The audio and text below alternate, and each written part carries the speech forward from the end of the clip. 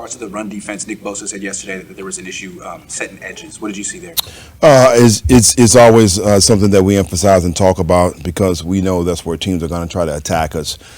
Just with our perimeter, we got to do a much better job, as he just mentioned, with the defensive end, the nickel, linebacker scraping over the top, and the safety running the alley. So that was an issue, and that's been a point of emphasis this week. You guys have been so good at tackling this year. What did you see in terms of what may have led to them in so many? It's nothing in particular. I just think, once again, as coaches, I reminded us as a staff that we can't get away from the fundamentals and technique. We talked about that week one against Pittsburgh. We wanted to be the best tackling team that particular week because that's how I know teams lose games, busting coverages and missing tackles. And that mindset week one can't change, and that's what we got back to this week. How would you assess Randy Gregory's performance on Sunday, and how have you seen him progress throughout the week? Short period of time, just coming in, trying to learn the defense and really the culture and how we operate. I thought he did a pretty good job. He pressured the quarterback. TFL got a sack. So that was phenomenal. I wish, we had a pressure on. He came a little too wide one time, and I think he had a strip sack fumble. Just cleaning that up and letting him understand a little bit more details of the defense, which I think he has this week. I think he's going to continue to progress. Steve, I thought you're always measured and calm with us, but I thought that hit that Gibson had was textbook. What was your reaction in real time to that call? I can't say that right now. But no, in all seriousness right here, I know the league is definitely all about the safety of players, and so are we. And we teach our guys how to lower their target. And, personally, I thought it was clean. They called the flag. That's part of the game. And, again, going back to how I initially opened up, we had several times after that defensively to finish the game, and we didn't.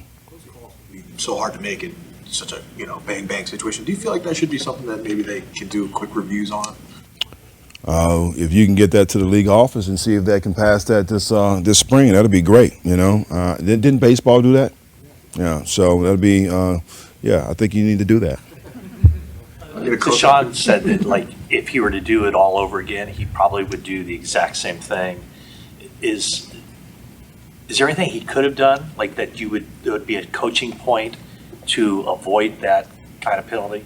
No, not in how we teach him. I felt like, once again, he did everything he could for us, trying to lower his target right there.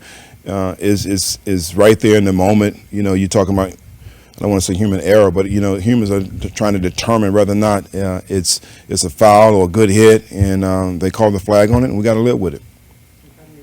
How do you assess the Vikings without Justin Jefferson, and they don't have Cook or Thielen from last year? So they're still a good football team. A real good football team. You talk about Powell and Addison, receivers, and I think everything starts with Cousins.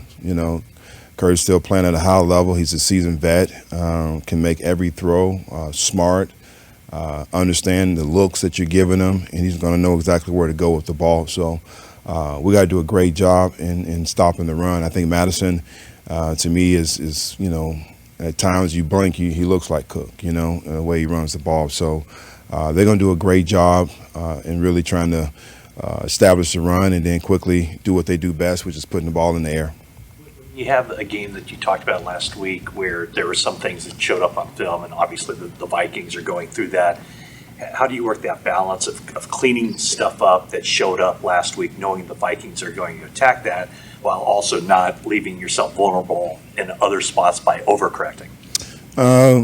I think this is the copycat league. Like I told you before earlier, I don't think it's not too much that's original, So anything that we put on tape, we understand and know, going all the way back to preseason, when it was a zone read that we didn't, do well. We knew we had to emphasize and work on that. We were going to eventually see it, and we saw it, throughout the year.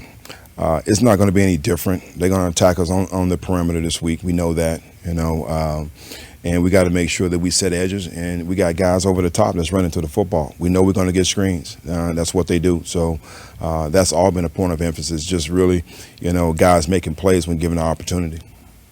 The Browns seemed to run the same play 3 times, that pitch left to Ford when they brought Bryant in motion. Peoples-Jones, had a down block. I mean, what It looked like they just blocked it very well. Defensively, like, when you look at that, like, what should have happened? Well, number one, we play a wide nine, so it's certain runs that we know that we're not going to get. All right, and then it's certain ways that teams are going to attack us, which is really trying to pin the nine and get outside on the edge. So we got to do a better job there for us getting vertical and trying to knock someone off. And then we can't have guys running to the sideline. All right, it's about trying to get downhill. And once we emphasized and talked about that and trying to clean things up, so therefore the backers and the safety can run the alley, that's what it's all about. I think, guys are just running too parallel and they got to get vertical. There were a lot of missed tackles in this game. You've been doing this a while. What's the coaching point, or what's your process in trying to, you just talk about it more, you yell, you plead? How do you emphasize? Well, So that you don't see it again? Well, I don't think yelling is the key, which sometimes you want to yell, particularly during the game. It's all about teaching, and that's point of emphasis that we did today. All right, we had pads on today, so it was tackling. Every day for us, just guys running and tracking in their hip. D linemen coming out of the stack. So again, it's just getting back to the fundamentals and technique and everything that has made us good up to this point. And I think that's what happens with everyone throughout the year, that you start thinking about reps, you start thinking about this, and you get away from the fundamentals. So we hit the reset button. That's where we went this week. Now, kind of I know it's kind of bounced around, but is Oliver kind of a permanent slot guy? I mean, you're mostly. For us right now, yes. I think we have, the numbers, and particularly the guys that we brought in, Anthony Brown and those guys that can give us flexibility, on the outside, as well as he can play inside as well. But I think Oliver has definitely positioned himself inside at the nickel position. All right, appreciate it.